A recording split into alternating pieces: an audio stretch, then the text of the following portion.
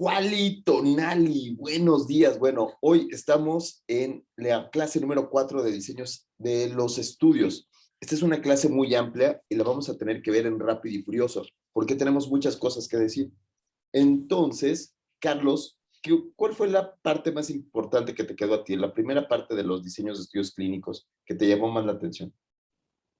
Yo creo que mucho lo que me llamó la atención fue que a veces confundimos muchas de las características de los estudios y sobre todo para la parte inicial del estudio es fundamental tener claro cuáles son las características del estudio que uno quiere hacer y que ya existen, por supuesto, muchas maneras de ir armando nuestro proyecto con algunas de las cosas que veremos más adelante. Ok, entonces, esto lo que decimos es que el método científico es único.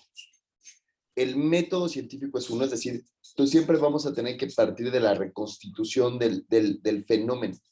Y entonces, pero ¿cómo lo estudiamos? ¿Cómo lo diseñamos? ¿Cómo diseñamos este estudio? Eso es lo que cambia. Pero siempre tendríamos que buscar que sea comprobable, ¿no? Entonces, siempre estamos pensando en cómo voy a hacer esta comprobación de esta circunstancia que estoy viendo. ¿Y a ti qué fue lo que más te quedó, estimado José Fabián?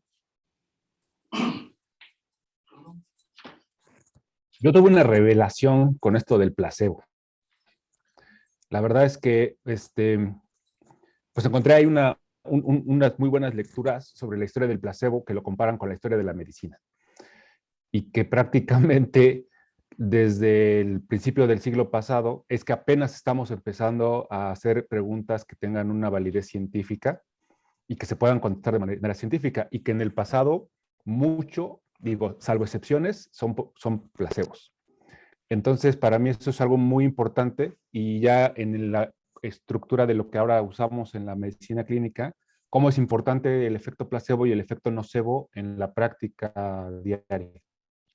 No sé si he platicado con Ivonne Roy, porque en el ensayo clínico que hicimos de hidroxicloroquina y para los pacientes con COVID, nosotros vimos el efecto positivo de la hidroxicloroquina hasta que abrimos el ciego. Fue en el momento donde se abre el ciego, donde nos quedamos así pasmados de cómo la oxigenación, me explico, o sea, medido por oxímetro de pulso, ¿no? O sea, ¿cómo vas a mentir en eso? ¿Cómo vas a hacer que tu cuerpo miente en eso? Bueno, los pacientes que estaban en placebo les fue mejor, requirieron menos oxígeno que los pacientes que estaban en el grupo de hidroxicloroquina ¿cómo se llama? Micacin, ¿no? Y entonces, wow, el efecto placebo verdaderamente es algo importante en la época de la medicina. Y el placebo, el cegamiento, el doble ciego y ahora los domina. Estimado, pero ¿quién quiere comentarnos qué fue que les pasó en esta clase? Si hubo algo que les llamara la atención, que quisieran compartirlo. Si no, empezamos. ¿No, Dulcecita? ¿No? ¿Vicky? ¿No hubo algo que digas, Roge, sí? A mí algo que me llamó mucho la atención fue lo de las guías clínicas para el reporte de los casos, o sea, las guías de Equator, cómo se vuelve todavía más complejo, ¿no? Porque cada quien cuando hace parte de la ciencia, pues le da su interpretación y parte fundamental es que todos entiendan de qué estamos hablando, ¿no? Entonces estas guías vienen a unificar precisamente esos criterios para que al momento que leamos un artículo tenga lo mínimo indispensable para que sea entendible para el lector. Ok, entonces estas guías Equator responden a la redacción de los resultados. Responden a cómo voy a publicarlos y que las publicaciones sigan este método científico. ¿Por qué? Porque antes la gente hacía lo que se le pegaba a su gana, ¿no? No seguían unas guías y no seguíamos por lo menos un orden que puede no ser el mejor, pero que es un orden que podríamos decir que sea igual para todos. Dulce, levantaste la mano, adelante. Era para comentar lo de las guías de Cuito que acaba de mencionar Rogelio, doctor. Te ganaron. ¿Qué fue lo que te llamó la atención de esas? Que fuera gratis. Ajá, claro. Bueno, sí, ahora que todo se cobra, que fuera gratis y que hubiera para todo, ¿no? Hubiera para casos clínicos, hubiera para estudios, ensayos clínicos, metaanálisis, cortes, casos y controles, y como que si bien está diseñado para redactar un estudio, hoy sí nos ayuda para hacer un protocolo, ¿eh? O sea, sí podría guiarnos un poquito para hacer un protocolo, ¿no? Entonces, está interesante. Pero, ¿qué les parece si vamos ya de lleno a la sustancia? Corre y se va corriendo, Carlos.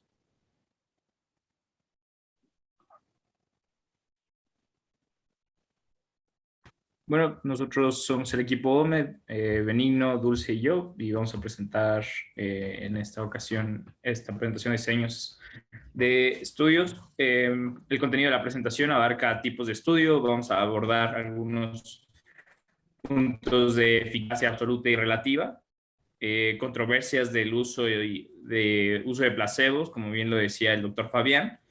Vamos a hablar del concepto de guías Equator, criterios de selección, tiempo de medición, como la selección de participantes, el cálculo de muestra y, por supuesto, las conclusiones de esta clase. Muy bien, bueno, los tipos de estudio, como bien sabemos, principalmente se pueden dividir en ensayos clínicos, cohortes, casos y controles y transversales. Es cierto que el ensayo clínico es el estudio experimental de primera instancia, sin embargo, sabemos que los otros no solamente se caracteriza por ser experimental, sino que también tiene esa parte longitudinal, prolectivo, que ya tuvimos como esta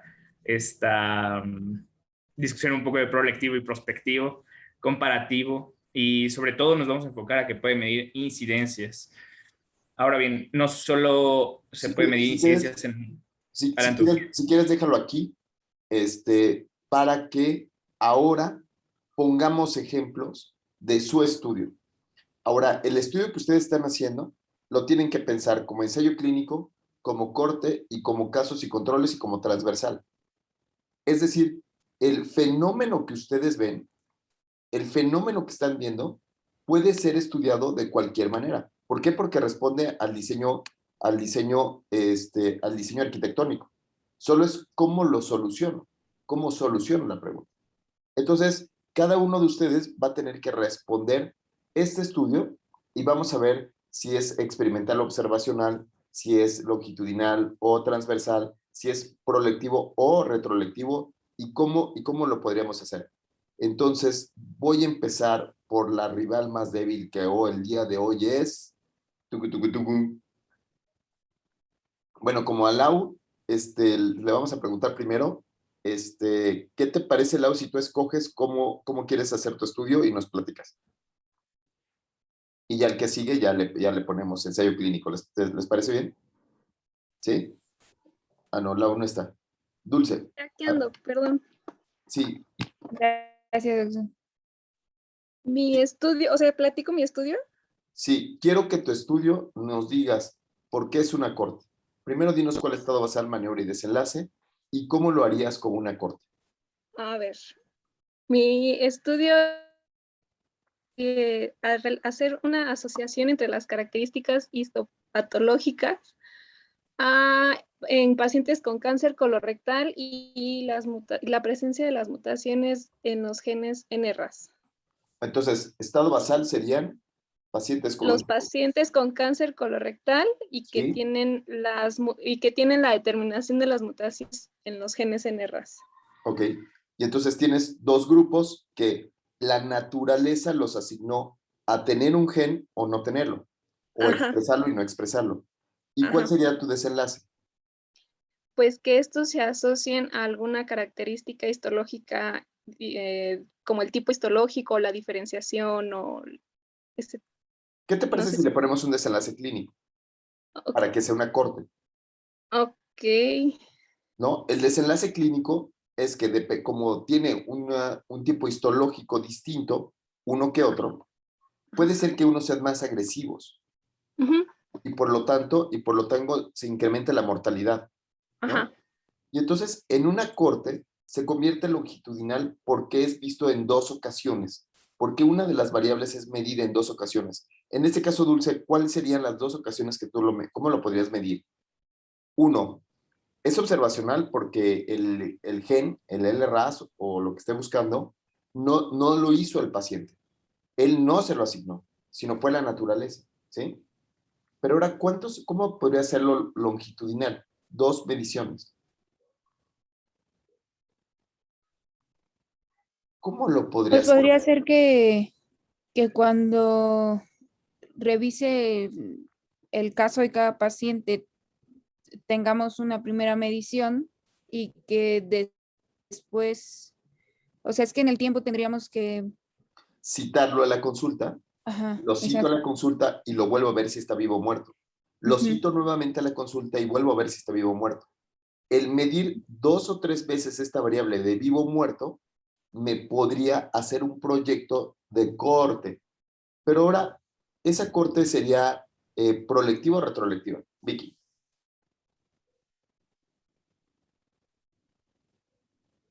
Sería retrolectiva porque este,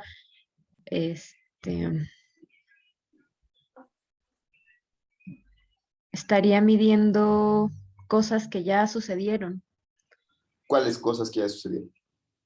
Bueno, en el caso de Lau, Ajá. o sea, los pacientes que tuvieron la mutación y cómo se comportaron.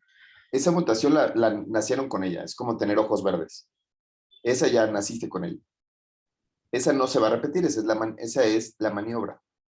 Y aquí lo que estamos Entonces, ¿cómo buscando, lo evoluciona? medimos 2 veces, es que lo cito a la consulta y lo veo una vez y lo vuelvo a citar a la consulta otra vez. Benigno, Beni. Doc, disculpe, una duda. Más o menos mi estudio es más o menos parecido, pero ese sí, con una corte y ver un marcador por inmunohistoquímica. Pero yo había dicho que era una corte y me dijeron que era una prospectivo anidado en una corte o que parecía eso. Ajá. A ver, otra vez, vuélvelo a decir. Que es un prospectivo anidado en una corte. Bien. Una corte prolectiva. Sí, está bien. Exacto. ¿Eso sería más o menos parecido a esto? Así es, claro. Es una corte que tiene características prolectivas. ¿Qué significa que sea prolectivo? Significa que la información fue obtenida con fines de investigación. ¿Sí? Nancy Facho. Prolectivo es que la información es obtenida con fines de investigación. Retrolectivo es que la información la recolectó otro colega que no tenía fines de investigación y yo voy a buscar al expediente o a donde esté el documento fuente y saco la información. ¿Sí? Nancy Facho. Perdón, doctor, es que me distraje y me perdí. ¿Cuál era el desenlace clínico? Me quedé en que, El desenlace es ajá, que vivo era un muerto. desenlace. Vivo Ah, muerto. vivo o muerto. Y entonces, ese desenlace, si yo estoy haciendo el proyecto y Laura cita a los pacientes con una hoja de recolección, entonces es prolectivo. Pero si Nancy no cita a los pacientes y solamente va a ver los expedientes para ver cuántas veces fueron citados a la consulta y mide las veces que fueron citados a la consulta, entonces es retrolectivo. Ajá. Pero ¿en qué momento Daniel Keil podría ser retroprolectivo? Que agarre pacientes que tengan expediente y, o sea, que los agarre a la mitad de su tratamiento y les empiece a dar seguimiento a partir de entonces. Bravo. Muy bien. Entonces, cuando es una corte retrolectiva, estimado Beni, en ese momento le llamamos que es una corte histórica. El nombre sería corte histórica porque lo voy a reconstituir como si lo hiciera haciendo de manera real. Voy a reconstituir todos los datos para el futuro. ¿Sí? O sea, igualito como si estuviera haciendo una corte. ¿Sí? Dulce Gutiérrez. Gracias, doctor. Yo pensé que voy a hacer una corte histórica, justamente, pero por ejemplo, si de mi historia no, o sea, de lo histórico no me alcanza el número de pacientes para mi muestra y tengo que empezar a anotar lo que vaya viendo durante la residencia, eso también lo hace combinado. Retroprolectivo. Bravo, muy bien. Muy bien. Daniel Keil, ahora platícanos tu estudio. Primero, estado basal, maniobra y desenlace, y después ubícalo como un casos y controles.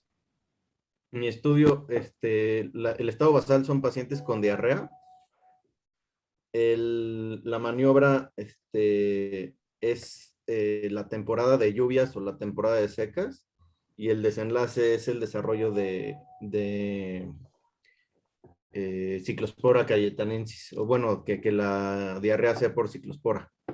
Entonces, un Buenísimo. casos y controles sería irme al desenlace, ver, o sea, seleccionar a los pacientes que tuvieron ciclospora y compararlo con controles de pacientes con diarrea que no hayan tenido ciclospora. Y luego, Y luego analizar si la temporada de lluvias tuvo relación con, claro, o sea, si claro, la temporada de lluvias es... ¿cuándo presentaron el desenlace? Si fue en época de lluvias o fue en época de secas. Buenísimo, buenísimo. Y queda muy bien ese estudio como un casos y controles. Ahora, ese estudio, Laura, ese estudio estimada estimado José Fabián, cuéntanos las características de este estudio. ¿Porque es longitudinal o es transversal? ¿Y por qué? Y pregunta complicada. Pero en el caso de este que lo estamos moviendo como casos y controles, finalmente es un estudio pues transversal, ¿no? Estamos buscando en un Transversal, ¿por qué punto, transversal? porque Porque solo estamos haciendo una mención en un punto así es, así es. Esa diarrea solamente ese desenlace etiológico solamente lo estoy viendo en una sola ocasión. No estoy midiéndolo en dos. Ujú. Si lo midiera en dos ocasiones, sí sería sí sería. Ok, ¿y cuál sería ahí? Obviamente es un estudio que podríamos decirle que es transversal y podríamos decir que puede ser retrolectivo o también puede ser que sea prolectivo. A ver si me acompañan. Es retrolectivo porque yo me voy hacia atrás a preguntar si llovía o no llovía, ¿cierto? O sea, si estaba lloviendo o no estaba lloviendo. Pero ustedes creen, o también sería retrolectivo si busco un Google Maps y veo si en esa época llovía o no llovía. Estoy obteniendo Ok. información que no está del expediente, ¿sí? Entonces, eso lo haría retrolectivo. Ahora, ¿cuál sería la unidad de medición, Roger? ¿Cuál sería la unidad de medición de los estudios de casos y controles?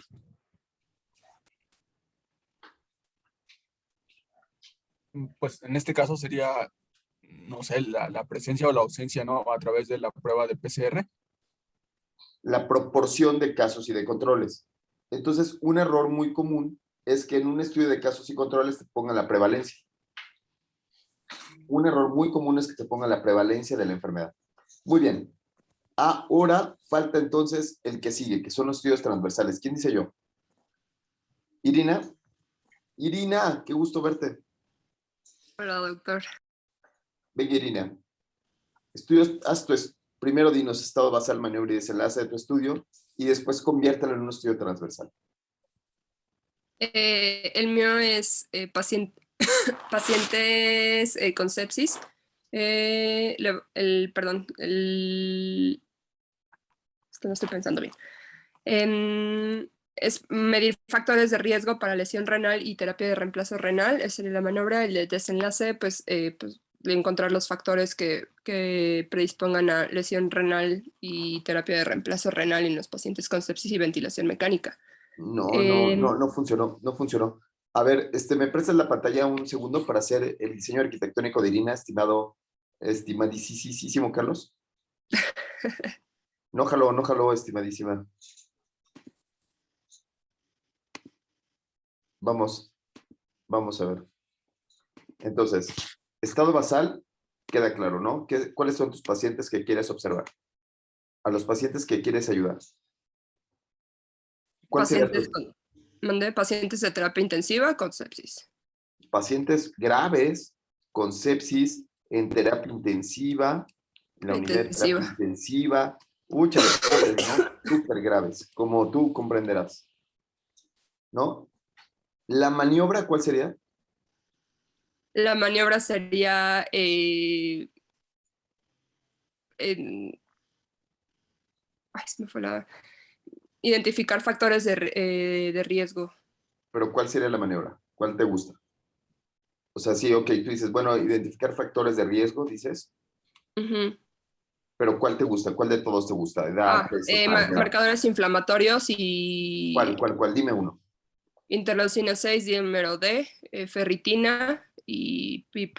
Voy a usar este que es carísimo, dímero D, para que ojalá lo busques, te des cuenta que no sirve de nada y ya no lo vuelve a usar nunca más nadie en la vida, ¿no? Ajá. ¿No? Para que ya no nadie gaste en esta cosa. ¿Y cuál sería tu desenlace? Lesión renal aguda y terapia de reemplazo renal. Entonces, le aplicas aquí el rifle, ¿no? Y ves cuál de estos pacientes tiene esta madrinola, que sería insuficiencia renal, ¿no? Ajá. Presente ausente. ¿Sale? Sí. Ok. Y entonces, ¿cómo harían este estudio en transversal? ¿Cómo lo harían en transversal? Pues es únicamente se toman las mediciones, pues de hecho, o sea, se tomarían las mediciones nada más en los expedientes que se tomara al inicio del el ingreso y nada más una sola medición, por ejemplo. Carlos, ¿cómo lo harías en transversal? Se tendría que ir a buscar a los pacientes que en ese momento tuvieran terapia de reemplazo renal y de esos pacientes que tienen terapia de reemplazo renal, medir el dímero D en este caso, y también buscar esos mismos pacientes en ese mismo periodo de tiempo que no tienen lesión renal o más de terapia de sustitución renal y buscar si tienen su cuantificación de dímero D. ¿Qué tal, ¿Qué hizo Carlos? Dice, voy a irme a buscar unos pacientes que tienen dímero D y que tienen insuficiencia renal y los voy a comparar contra otros que no tienen insuficiencia renal. ¿Qué tipo de estudio es ese? Casos y controles. Casos y controles, ¿sí? Entonces la respuesta es incorrecta. Y queda José Fabián. Sí, sería buscar en el tiempo que uno quiera, ¿no? En un periodo de tiempo a los pacientes con sepsis en terapia que están graves y medir cuántos están con terapia de reemplazo, cuántos fallecieron en ese periodo de tiempo y cómo está el dímero D y reportarlo. Incluso lo podrías hacer, por ejemplo, retrolectivo si ves cuánto tenía el dímero D justo cuando hicieron el diagnóstico de sepsis, ¿no? Entonces dices, bueno, esos datos los tomo de manera retrolectiva y veo si este paciente terminó en reemplazo renal. ¿Sí? Dulce. Sí, yo me imagino, o sea, para hacerlo en transversal, que haría un cuestionario a los pacientes que están en hemodiálisis, que tengan diagnóstico de sepsis, para ver y preguntaría, ¿cuánto dinero tienen? Y ya. Okay. Y entonces, si nosotros pensamos en el diseño arquitectónico que está haciendo Irina, lo que pensamos es que ella quiere decir que tengo factores asociados al desarrollo de falla renal o de que lleguen a hemodiálisis. Luego, entonces, esta toma de dímero D resulta sumamente importante porque la tendría que poner en un momento antes de la hemodiálisis, ¿sí? Para que no esté al mismo tiempo. Entonces, ella lo podría obtener ese dímero D de manera retrolectiva al inicio, cuando presentaban sepsis. Ahora, este mismo estudio, señoras y señores, niñas y niños, Laura García, este mismo estudio, conviértelo en un ensayo clínico. Conviértelo, este mismo estudio, en un ensayo clínico. Híjole. Daniel, ¿qué? Te salvó la vida, Daniel. Salvada por la campana. Sería agarrar pacientes con sepsis grave que entran a la UTI, a unos los metes al grupo en el que les vas a medir dímero D y a otros en los que no les vas a medir dímero D y ves si presentan o desarrollan hemodiálisis. Buenísimo. Entonces, lo hago de manera aleatoria y digo, ¿cuál es la utilidad de tomar dímero D?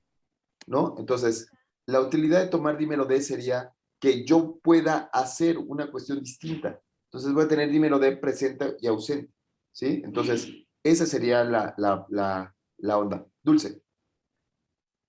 Dulce y luego Vicky. Es que quería intentarlo, pero creo que me iba a equivocar, porque pensé que probablemente podría agarrar el estado basal sepsis grave NUTI y dividirlo, bueno, es que ya no sé, o sea, a unos hemodializarlos y a otros no. Esa es O otra sea, pregunta.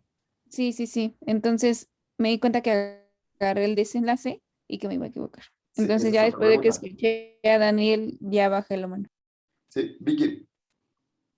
Era algo similar, o sea, irnos al desenlace de los pacientes que ya tienen hemodiálisis y ver cuántos de esos ingresan a la UTI graves y cómo se comporta el dímero D. No, aquí la acción sería, yo quiero saber si le tomo dímero D o no se lo tomo. Entonces, ahí es donde yo lo asigno. Es exactamente igual como el estudio de mastografías que veíamos. ¿No? El ensayo clínico de mastografías es, a unas señoras le toma mastografía y a otras no se la toma. No porque diga que el dímero D, o sea, que no pueda detectar dímero D, sino porque quiere evaluar la utilidad del dímero D. Quiero saber si es útil para mi práctica clínica. No porque detecte o no detecte, que esa es otra cosa, ese es otro estudio, sino solamente para ver, sino para ver si es útil. ¿Sí? ¿Alguien más levantó la mano hasta ahorita? No. ¿Vamos bien? Perfecto. Carlos, tu turno. Regresamos. Ahí, tengo que dejar de compartir y listo. Muy bien. Entonces, cuando yo tomo los datos con fines de investigación, es un estudio prolectivo. Cuando no tomo los datos con fines de investigación, sino que los tomo del expediente, es retrolectivo. Ahora, una pregunta, a ver quién la contesta. Dulce Gutiérrez, ahí te va la pregunta. La pregunta es, si en el 2000, en el año 2000, hicieron una corte, construyeron una corte, vamos a llamarle en Sanut, que fue construida para hacer investigación, y yo en el 2020 tomo esos datos, ¿el estudio es prolectivo o retrolectivo? Tengo tema con ese tema. Pero sería retrolectivo. Sería retrolectivo. Carlos Boiso, si el estudio, si ya no tomo, ella dice retrolectivo porque, ay, ya pasó mucho tiempo, ¿no? Fue en el 2020, pero si fue en el 2002, pero si el estudio Vicky Román fue en el 2021, ¿no? Y acabó en agosto y tú decides analizarlo el 1 de septiembre. ¿Es prolectivo o retrolectivo? Es retroprolectivo. Ay, retroprolectivo, ok. Daniel Keil, lo acabaste. Es que ahí o sea, la información no se recolectó específicamente para ¿No? analizarla. En Salud no se recolectó con fines de investigación, siguiendo un protocolo, con tablas perfectamente bien hechas. Bueno, imagínate que eres Daniel Kay. Pero no para lo que yo estoy buscando, ¿sí? Sí, o sea, claro. la calidad de la información tal vez no es tan buena porque no estaban buscando justo lo que yo quería. Ahora otra vez. Ahora me llamo Daniel Kay.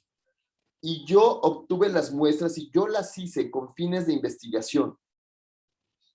Terminé el estudio en agosto y empiezo a hacer el análisis el 1 de septiembre. El 1 de septiembre. ¿Es un estudio prolectivo o retrolectivo? Carlos Boiso.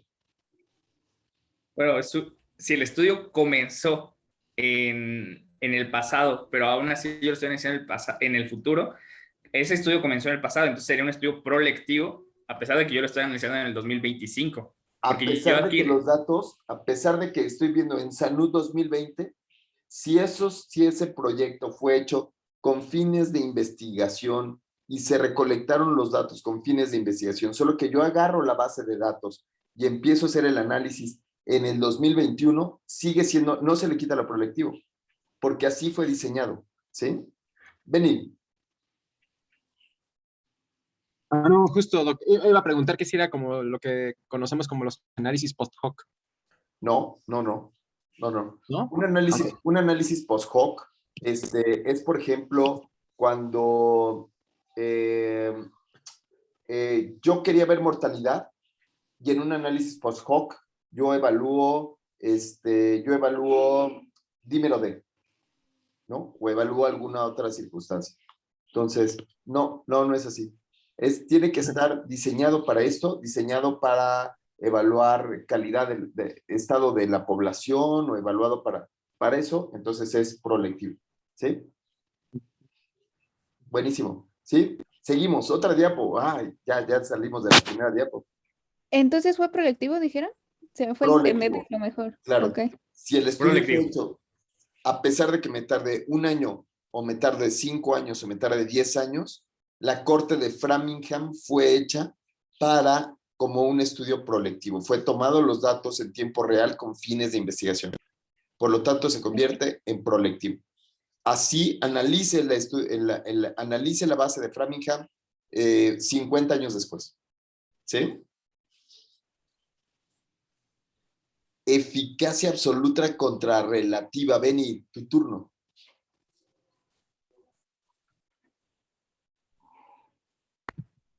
Perdón.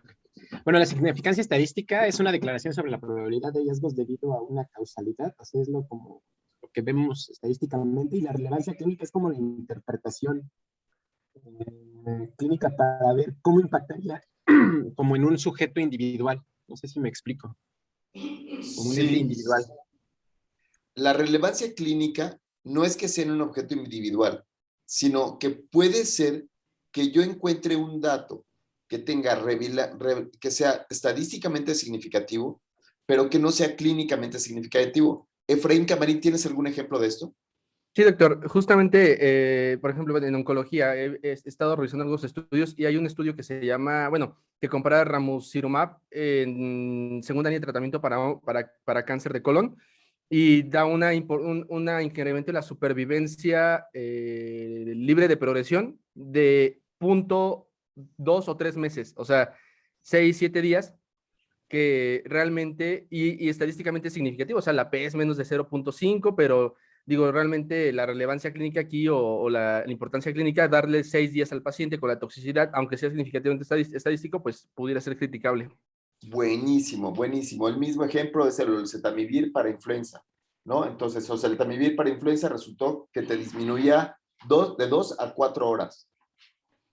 Y tú dices, 2 a 4 horas una gripa, disminuir mi influenza 2 a 4 horas, no resulta, a pesar de que sea una P estadísticamente significativa, no resulta que sea clínicamente significativo. Dulce. Estatinas para infarto, doctor. Tiene una P significativa, pero no tiene una relevancia clínica aceptable. Pero aquí cambia cuando estamos hablando de las estatinas. Se vuelve loco el mundo porque aquí es estadísticamente significativo, es relevante porque disminuye el infarto, pero la medida de relevancia clínica indica que requiero tratar a una gran cantidad de pacientes, o sea, para poder tener un resultado positivo. ¿Se entiende? Aquí sí es relevante clínicamente porque sí disminuye la muerte, ¿cierto? Es estadísticamente significativo. Está bien. Pero la locura empieza cuando dices, bueno, para obtener ese efecto de relevante significativo clínico y significativo estadístico, requiere una cantidad de pacientes tratados que lo hace irrelevante. No sé si quedó, no sé si me hice bolas yo. Sí, es como de la relevancia, ¿qué tanta relevancia es relevante? Claro, de la relevancia, ¿qué tanto es tantito, no? Por ejemplo, aquí decía Efraín Camarín. Efraín decía, bueno, es que unas horas, ¿no? O un par de días o un par de meses en una enfermedad de cáncer no es clínicamente significativo. Pero aquí sí es clínicamente relevante el que yo viva o muera de un infarto, ¿cierto? Es totalmente relevante. Entonces sí tiene relevancia clínica. Y sí se probó significancia estadística con relevancia clínica. Pero Aquí decimos qué tanto es tantito, ¿no? ¿Qué tanto es tantito? O sea, el tamaño sí importa, ¿no? Entonces, primo, el tamaño sí importa. O sea, ¿ves? O sea, ni modo, ni modo. Vas a tener que echarle ganas, ¿no? Llevar a tu novia flores o hacer algo porque, ¿no? Hay que, ni modo, hay que compensar algunas cosas. ¿Sí? ¿Sí se entiende? Ok, la diapo que sigue.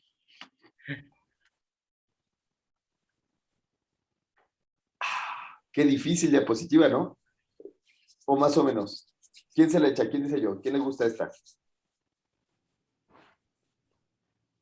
Yo me la puedo echar si gusta. Ay, no, tú ya tuviste mucho aparador. Efraín Camarín. Bueno, veo que lo catalogó por columnas en medidas de frecuencia, y para medidas de frecuencia pues tenemos dos, la tasa de incidencia y la incidencia acumulada, que ya sabemos, ya hemos visto las diferencias entre ambos, y la prevalencia, pues que sabemos que es en estudios transversales, tenemos prevalencia puntual y prevalencia de periodo. Ok, entonces, una tasa de incidencia quiere decir que yo veo cuántos casos hubieron de COVID-19, ¿sí? ¿Cuántos casos nuevos? Y entonces yo empiezo a seguir en mi hospital el número de casos nuevos entre los trabajadores de mi hospital. Yo tengo que tener los trabajadores sin enfermedad y ir viendo cuáles son los números de casos nuevos y puedo hacer tasas. Las tasas pueden ser al 100%, pueden ser al 1000%. Pero después viene la de la incidencia acumulada. ¿Qué es eso de la incidencia acumulada? Fabián. Es además el número de casos que se van agregando durante el tiempo. Así es. Eso lo utilizan mucho los oncólogos, ¿no? Entonces, ellos, los oncólogos, no pueden ver a toda la población.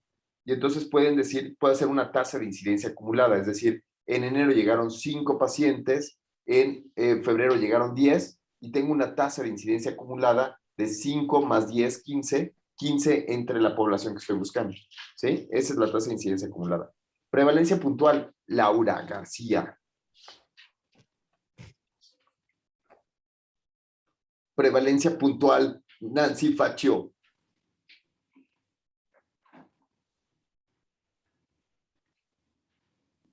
Prevalencia puntual, Daniel Taylor. Es la frecuencia de personas que tienen la enfermedad en un solo momento. Perfecto. Incidencia sí la hago a partir de una corte. Incidencia lo hago a partir de una corte donde los voy siguiendo alrededor del tiempo. Y prevalencia no lo sigo. Medidas de asociación, Dulce. Medidas de asociación de uno y otro. Cuando es longitudinal, ¿cuál sería la medida de incidencia, de asociación?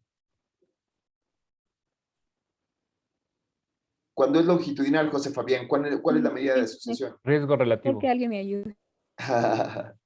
Dulce, perdón. Dulce, cuando es transversal, ¿cuál es la medida de asociación? Y que nadie te salve, bola de paleros, o sea, amigos, tus amigos te salvan ahí. Sí, yo la salvo. Ok, sería la razón de prevalencias. Bravo.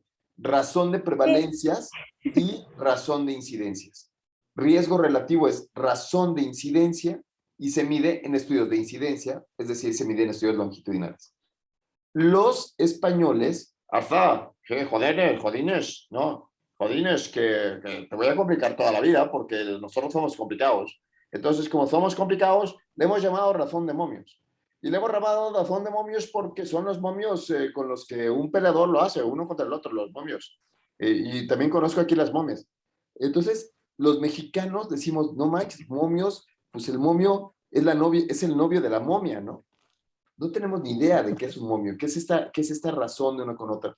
Entonces, por eso es mejor a veces llamarle razón de prevalencias. Entonces, una razón de prevalencias o razón de productos cruzados ya me queda más claro que proviene de un estudio de prevalencias, ¿sí?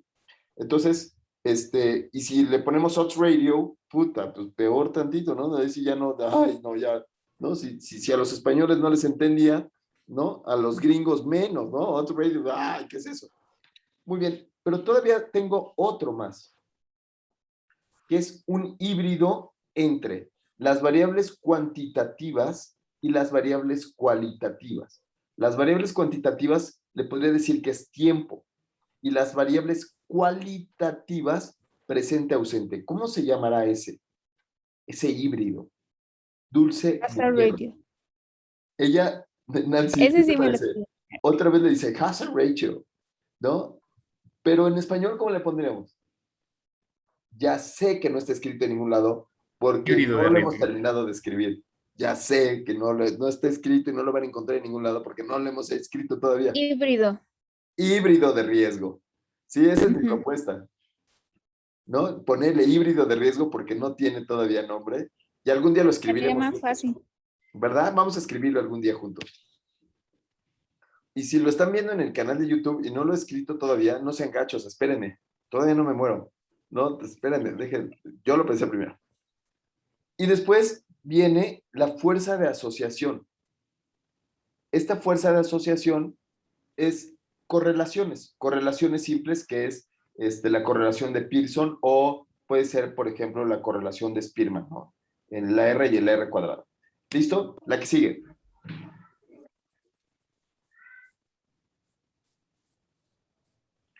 ¿A quién le encantó esto de ciego y enmascaramiento? ¿Quién fue?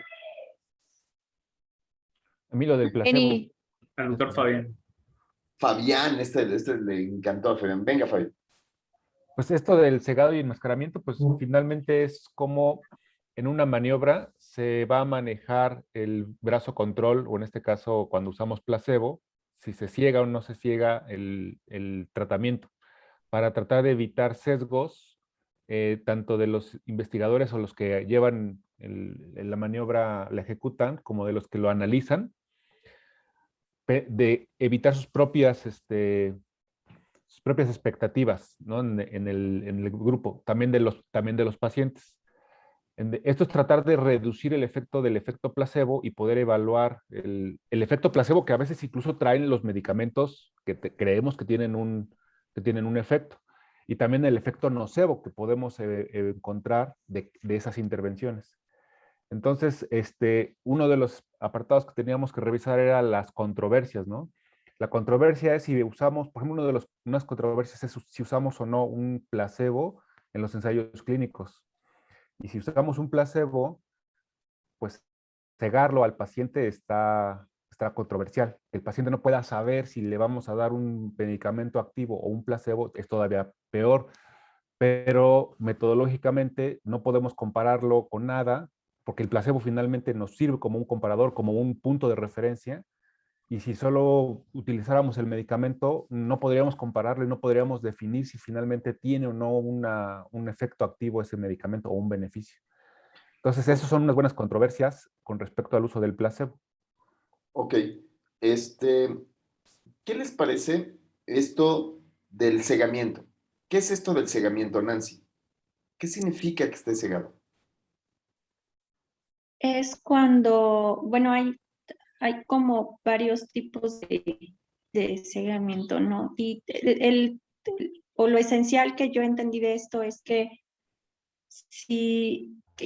tanto el paciente como el investigador y las personas que analizan los datos no tengan una relación o no tengan un conocimiento de a quién se le está dando el medicamento, qué cosas se le está dando, o quién es ese paciente, o cuáles son las características de ese paciente, para que se puedan analizar como de forma más objetiva, sin que yo conozca, o sea, por ejemplo, yo investigador, conozco a este paciente, ya sé que tiene, sé que se le está dando y entonces a lo mejor en el análisis yo ya digo, quiero encontrar esto, ¿no? Y como que me obsesiono con encontrar una cosa y al final los resultados no sean tan confiables. Entonces, ese es el objetivo de que haya un cegamiento y que pues, bueno, lo ideal sería que estuvieran cegados las tres personas.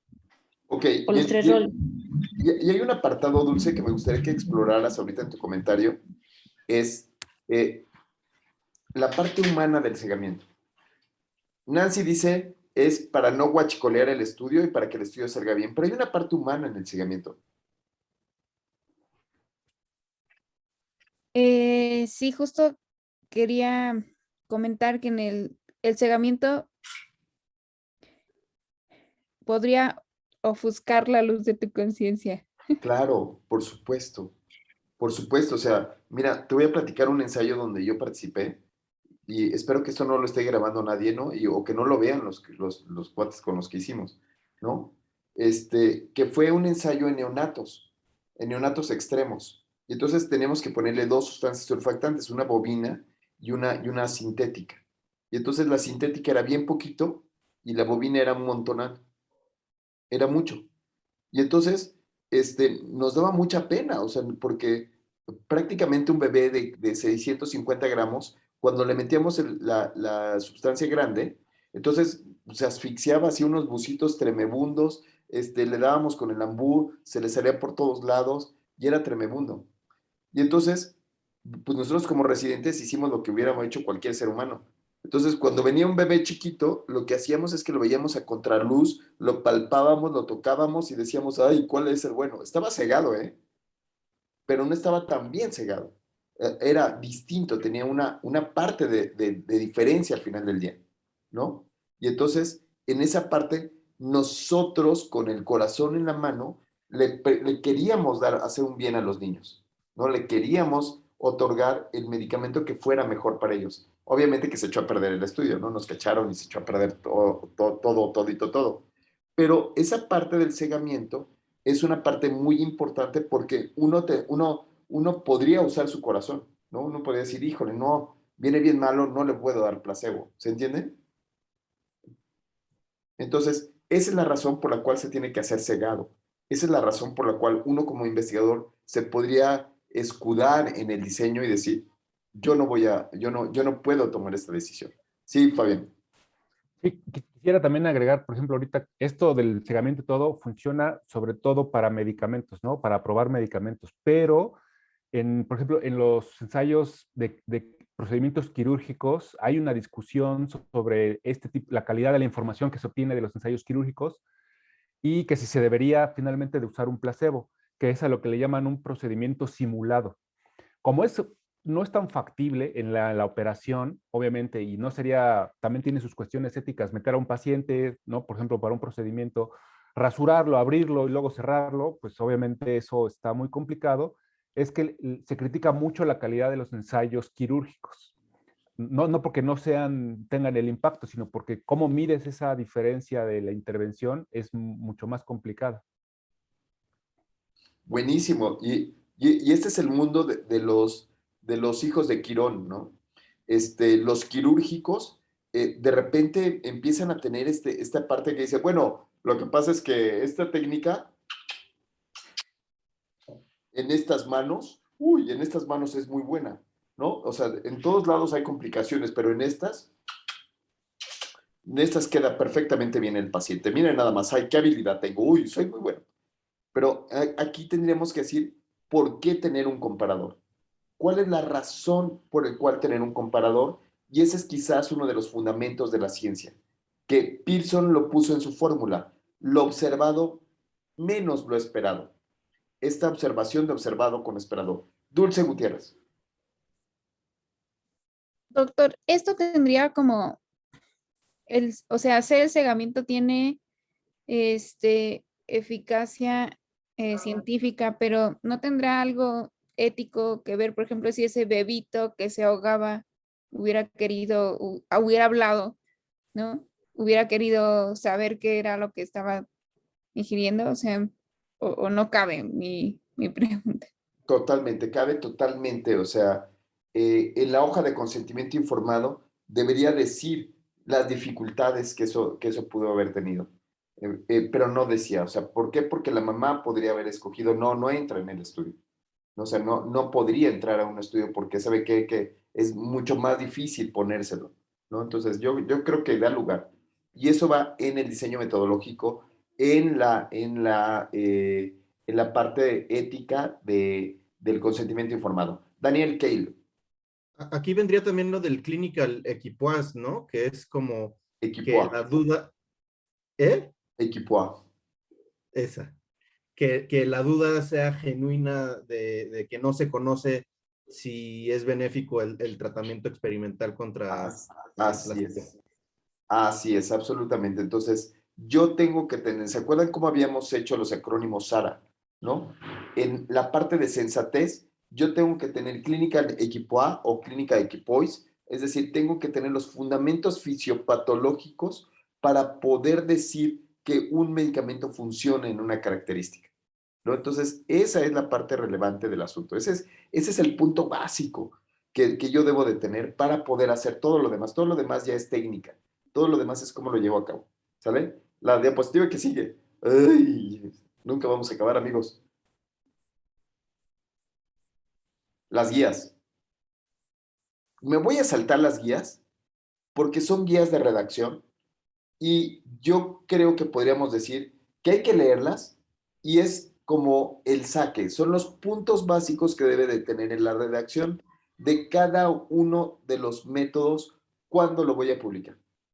Entonces, a mí me gustan muchísimo porque me ayuda a ver como un checklist de qué cosa se me puede olvidar, ¿no? De qué cosa podría estar obviando en mi protocolo, pero también en mi estudio.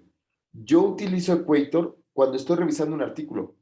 Cuando soy un par para la revisión de artículos científicos, yo utilizo Equator. Saco mi pluma, ¿no? Y empiezo. Laura García. No, no es cierto, no empiezo así. No empiezo. Laura García. No, no. Ahí le doy checklist de otra manera. No le entendiste al chiste, Laura. Fue un chiste buenísimo y lo sabes. O sea, no tienes corazón, Laura. Doctor, perdón. Te comió, o sea, los gusanos te comieron el corazón, ¿no? Estoy ausente un poco, pero aquí estoy, sí. ¿Sale? Entonces, estas guías están buenas, hay que leerlas, que ojalá que las hayan visto, pero creo que es más bien de leerlas y checklist de las circunstancias, ¿no? Carlos, alguien, el que hizo esta diapositiva, quiere decir algo de qué fue lo que puso aquí?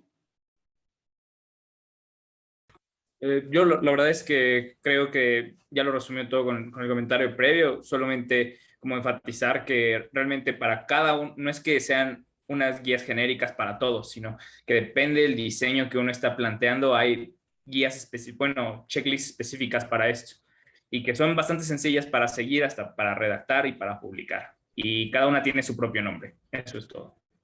Perfecto. Entonces ya nada más uno busca cuál es el diseño, qué es lo que quiere hacer y lo podría llevar a cabo. Efraín Camarín. Igual nada más hay una parte de pestañas como un buscador donde uno pone qué estudio es, si es una corte, si es un ensayo clínico aleatorizado y poner la parte que quieres, porque o sea, aquí parecía como un checklist de todo, pero si tú te vas y le pones quiero redactar los resultados, solo los resultados te saca una lista de requisitos mínimos. También para el resumen, para los métodos, entonces está muy, muy, muy detallado, es muchísimo material. Buenísimo. Pero es una buena guía, ¿no? Es un buen saque. ¿Sí? La que sigue.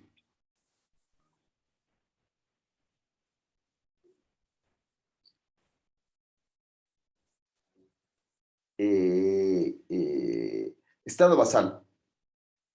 Creo que aquí tampoco hay mucho que contar. O sea, solamente enfocarse en qué es el estado basal.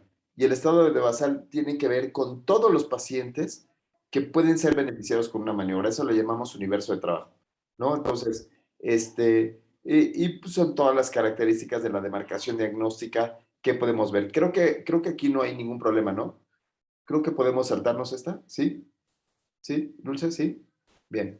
Criterios de selección, Nancy, ¿crees que nos la podamos saltar también? Yo creo que sí, porque se incluyen en el estado basal, ¿no? Son cosas que tenemos ahí también. Diseño, que esta es la única parte que le llamamos demarcación diagnóstica, le llamamos, Feinstein le llamó demarcación diagnóstica, y el problema de llamarle demarcación diagnóstica resulta en que cuando ustedes lo presenten en sus seminarios, no todos manejan esto, ¿no? Entonces, la mayoría no maneja demarcación diagnóstica, sino maneja criterios de inclusión, ¿no? Entonces, le podemos cambiar el nombre de demarcación diagnóstica a criterios de inclusión, ¿sí? ¿Cuáles son los criterios de inclusión? ¿Cuáles son las características que que van a ser absolutos, es decir, que son sí o sí, que tengan que tenerlos, o algunos que sean relativos, ¿no? Entonces, solamente le cambian el nombre de criterio de inclusión y ya con eso la hacen en la presentación si es que hay básicos o hay alguna persona que no se haya hecho en la Universidad de Yale, ¿no? ¿No? Que no se ha formado, o sea, o que no siga la escuela de Yale, ¿no? Hay muchas escuelas, hay Harvard, hay los canadienses, ¿no? Los canadienses esto lo ven y les da náuseas, ¿no? O sea, ay, que si no, estaba basado en maniobra de desenlace terrible. Criterios de selección. ¿Quién dice yo? Bueno, es lo mismo que estábamos diciendo. ¿Sí? Seguimos. Sí. Estabas, Dulce, levantaste la mano. Sí, yo quería decir que los criterios de selección, bueno, repasar este tema para esta semana, me ayudó para sacar mis criterios de exclusión del proyecto. Justo la parte en la que se divide en absolutos y relativos, porque te das cuenta cómo tienes que ir asociando a tu maniobra y qué cosa pues puede, qué cosa no debes de incluir en tus criterios de selección. Pero ya podemos pasar de tema. Ok, pero aquí yo creo que algo relevante, antes de pasar a seguimiento longitudinal y transversal que también ya vimos, es que la diferencia entre un criterio de inclusión y uno de exclusión no es tan clara. ¿Sí, Daniel? ¿Cuál sería la diferencia entre un criterio de inclusión y uno de exclusión? Justo quería hacer un comentario sobre eso, que luego me cuesta trabajo hacer la distinción entre criterio de exclusión y criterio de eliminación. Ok, entonces, ¿cuál sería la diferencia entre los criterios de inclusión? Es qué pacientes voy a empezar a meter al estudio, qué pacientes van a ingresar. Y una vez que ya ingresaron los pacientes, el criterio de exclusión es qué paciente lo voy a sacar de la fiesta. Entonces, primero es qué pacientes voy a invitar a la fiesta. Ya está la fiesta, ya estamos sentados en la boda, ¿no? Ya estamos echándonos nuestro primer whisky y de repente dice la novia, dice, todos aquellos que vengan fachosos, ¿no? A la fiesta, que ya fueron invitados, reájale, se van a ir. Y eso es un criterio de exclusión. ¿Sí, Nancy? Nancy. Sí, y decir que no son como repetitivos, ¿no? O sea, muchas veces vemos el tema de criterio de inclusión, el que acepta el consentimiento, y de exclusión, el que no lo acepte, ¿no? O cosas así. Entonces, justo los criterios de inclusión se enfocan al estado basal, esta parte de la limitación de la población de estudio, y ya los de exclusión se enfocan principalmente a que no presenten el desenlace o que no estén predispuestos para presentar el desenlace. Buenísimo. Entonces, no son repetitivos, ¿no? No es repetitivo. Ahora, hay criterios de no inclusión. Es decir, cumplió los criterios, pero por alguna razón no voy a incluir a un tipo específico por ejemplo, en el estudio de Daniel, no voy a incluir a ningún paciente que sea inmunocomprometido.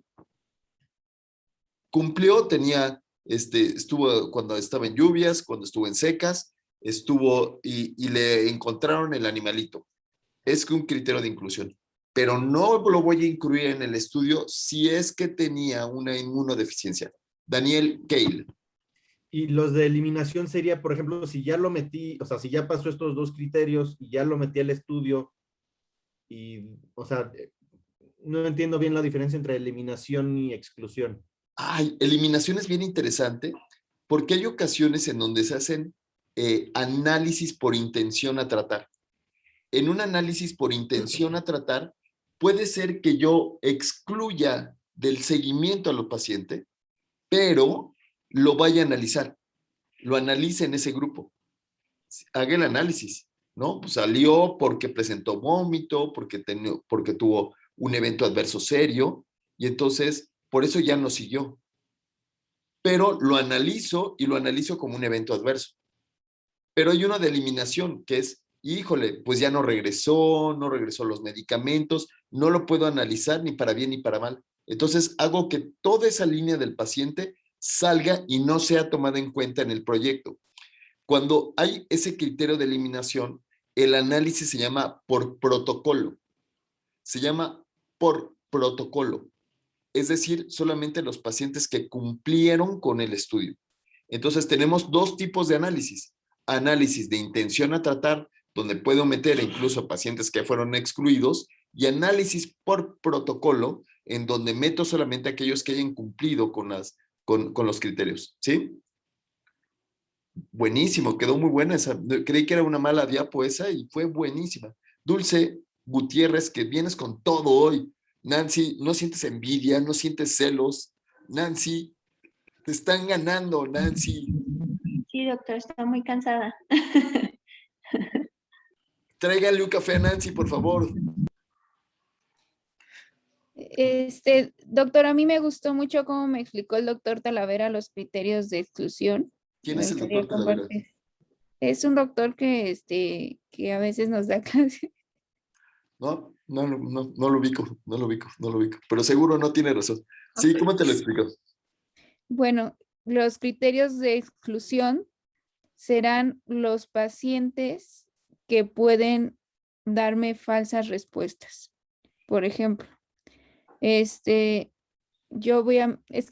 quiero usar mi proyecto porque me quedó claro con eso. Yo quiero medir el tiempo que se tardan en diagnosticar unos pacientes. Y él me dijo, imagínate que la paciente se tuvo que trasladar en combi y que había mucho tráfico. Eso revela la edad del doctor Talavera.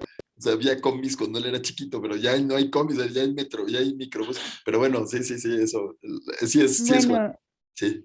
o sea que el tráfico hizo que me dieran un resultado mayor. Entonces yo no puedo decir que realmente me tardé en hacer el diagnóstico de esa paciente y tengo que excluir a los pacientes que han tenido problemas con el tráfico, pues.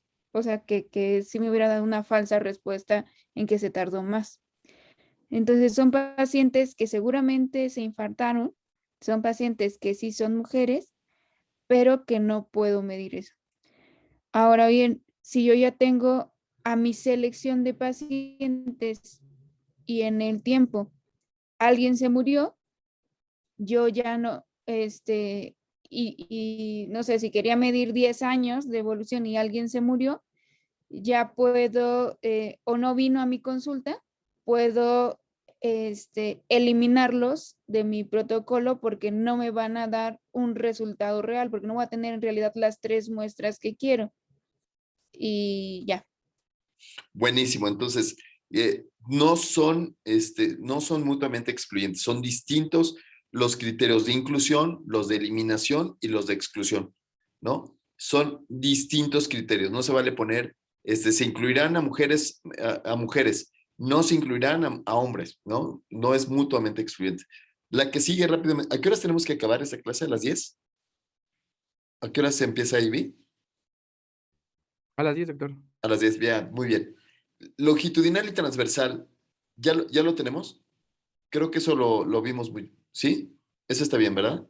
¿Sí? Perfecto.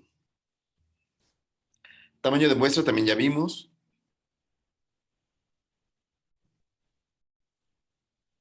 Cálculo de tamaño de muestra utilizando OpenEpi, nos encantó. Y las conclusiones, ¡wow! Vamos a acabar antes. Señoras y señores, ¡wow! Nunca lo habíamos logrado. ¿Quién quiere dar las conclusiones? Nancy. No, Nancy. Vicky.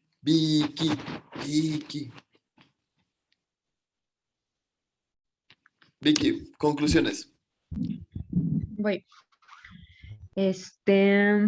¿Las leo? Si quieres una por una y dinos qué fue lo que pasó, lo que vimos en la clase.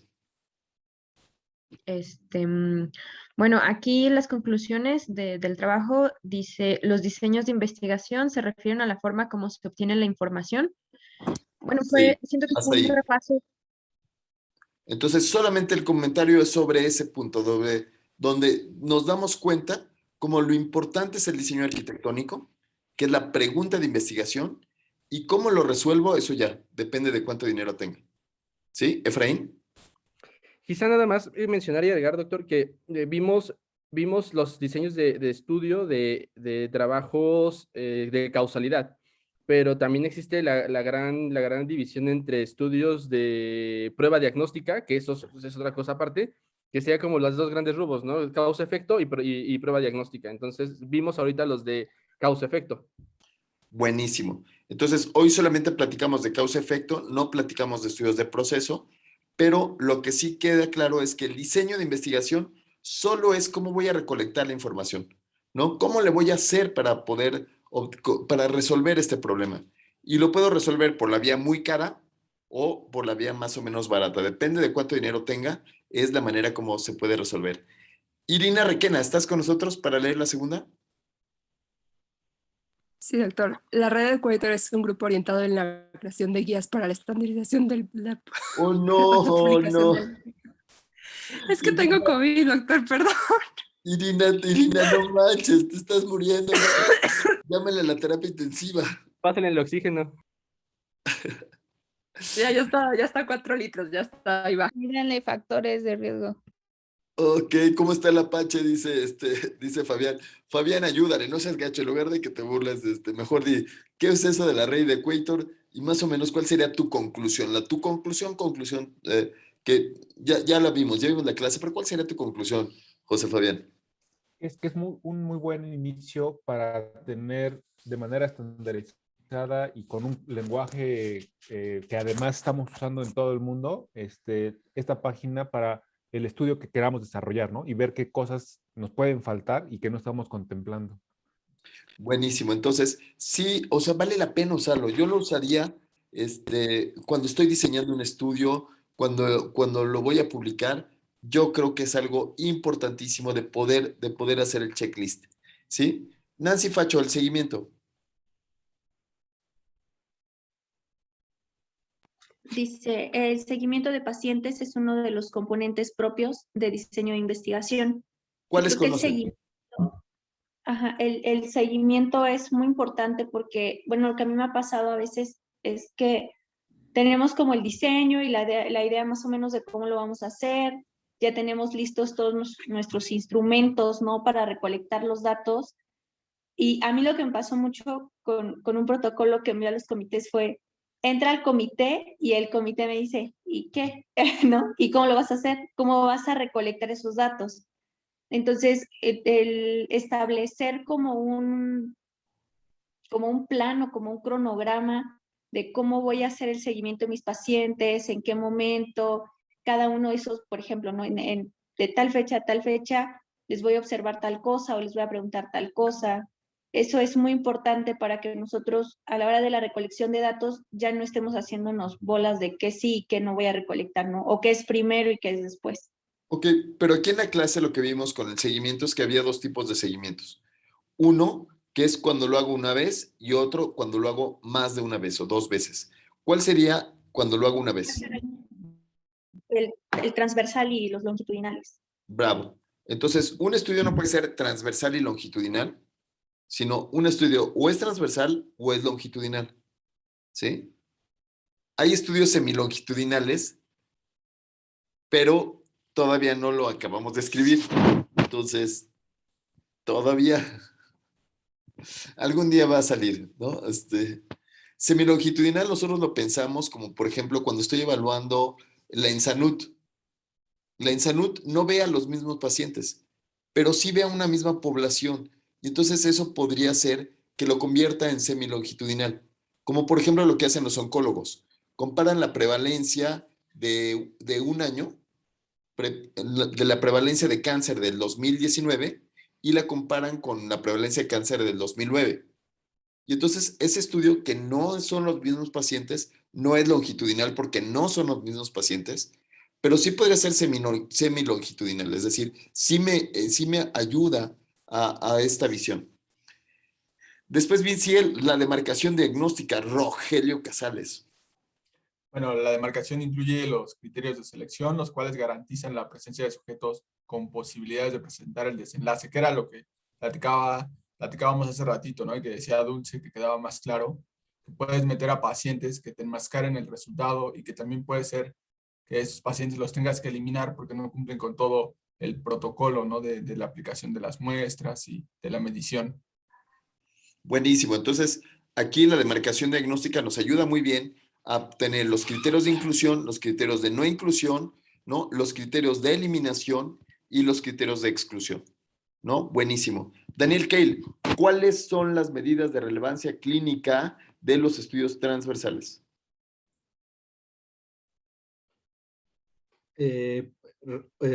Bueno, razón de momios y razón de Razón de prevalencia. momios. No, pero Daniel, cuando digas razón de momios, tienes que hacerlo así como a la usanza, ¿no? O sea, Razón de momios. razón de momios. Razón de momios, joder, Razón de jolines. prevalencia. Razón de prevalencias aquí los mexicas y razón de momios cuando quieras, coño, que tráeme una famada, ¿no? Que llama al niño para adentro. ¡Niño! ¡Oh! ¡Niño! Ok, muy bien. Y cuando se trata, Benigno Rodríguez, cuando se trata de un estudio de corte, retrospectiva o corte retrolectiva, ¿cuál sería la medida de relevancia clínica? El riesgo relativo. Bravo, bravo, bravo. Cuando Laura García, cuando se trata de un estudio donde voy a evaluar una variable que se llama tiempo persona, el Híbrido de tiempo a riesgos. muerte. ¿Cuál? Híbrido de riesgos. Ah, bravo. Me lo puedes decir también en inglés porque ese no lo hemos publicado, entonces no podemos decir nada. Hazard ratio. Hazard ratio. No, muy bien, muy bien. Y los españoletes no le han puesto nada, ¿no? Porque lo leí por ahí alguna vez, la traducción de los españoles, que eran riesgos proporcionales o alguna cosa así, pero no tiene todavía un nombre como tal. Muy bien. Cálculo de tamaño de muestra. ¿Para qué se hace un cálculo de tamaño de muestra? Carlos Boiso, y nos das las palabras finales de esta clase. Bueno, el cálculo de tamaño de muestra debe ser indispensable siempre que uno va a proponer un proyecto de investigación. Y una vez que se realiza, se debe intentar seguir se deben de tener varios parámetros en cuenta. La significancia estadística, la potencia, el tamaño del efecto esperado y la razón entre expuestos y no expuestos para poder tener un buen cálculo de tamaño de muestra acoplado no solamente al desenlace, sino también a nuestras características basales. Y pues eso es como a grandes rasgos el tamaño de muestra. Okay. Y de palabras finales, no sé si quieres. Espera, antes de las palabras finales. ¿Qué te parece este residente que pone el tamaño de muestras fue por conveniencia? Tamaño de muestra calculado por conveniencia. ¿Qué te parece? ¿Qué te hace sentir? ¿Te da náuseas? Pues que tal vez sería bueno que viniera a estas clases así como para darse cuenta que el tamaño de muestra no es algo que nosotros podamos elegir al dedazo, sino que es un cálculo muy importante que se tiene que hacer previo al estudio para darle esa confiabilidad interna y externa. Dulce Gutiérrez, pusiste carita triste. Es que mi cálculo de muestra es por conveniencia. Voy a agarrar los que me convengan. Ay, me convenían 2. ¡Sí, qué buena onda! No voy a trabajar tanto.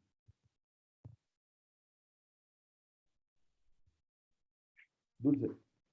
Es trágico, doctor. No debe pasar eso. Pero pasa, Benigno se está riendo porque así le puso en su tesis de cuando era chiquito. ¿No? Entonces, eso lo vemos una y otra vez, es decir, se tiene que calcular para cuando estoy calculando una prevalencia, cuando estoy calculando una incidencia, cuando estoy buscando diferencias, siempre lo tendré que hacer, o sea, no está permitido en el método científico que alguien diga, por conveniencia, o lo que me conviene. Ok, ¿y cuáles serían las palabras finales de todo esto que vimos sobre diseños? Pues yo creo que las palabras finales de todo esto es que los diseños de investigación son muy importantes para darnos cuenta de que tenemos que tener muy claro de cómo se arma un protocolo de investigación, que debemos de tener en cuenta que cada uno tiene sus características especiales, hay que hacer un tamaño de muestra y elegir muy bien cómo vamos a reportar los estudios no solamente para nosotros, sino también para que sean sencillos de interpretar para la comunidad científica en general, y que hay unas guías muy buenas que nos van a ayudar a estandarizar en todo el mundo cómo es que nosotros tenemos que publicar justo estos resultados de nuestras investigaciones. Bravo. Es decir, estamos montados en un mundo donde hay un lenguaje al cual le llamamos el lenguaje científico, y debemos de cumplir a pie puntillas con las cosas que nos demanda nuestra sociedad alrededor de nosotros. Entonces, no vamos por nuestro lado, no se puede hacer investigación sin pensar en los posibles sesgos. Está difícil, pareciera que es un modelo único, sin embargo, tiene muchos asegúnes y depende del diseño que se está haciendo. Y entonces, bueno, pues hoy nos fue muy bien, tenemos 5 minutos para estirar las piernas e ir con la próxima clase. Muchas gracias y nos vemos para la próxima clase. Gracias. Gracias.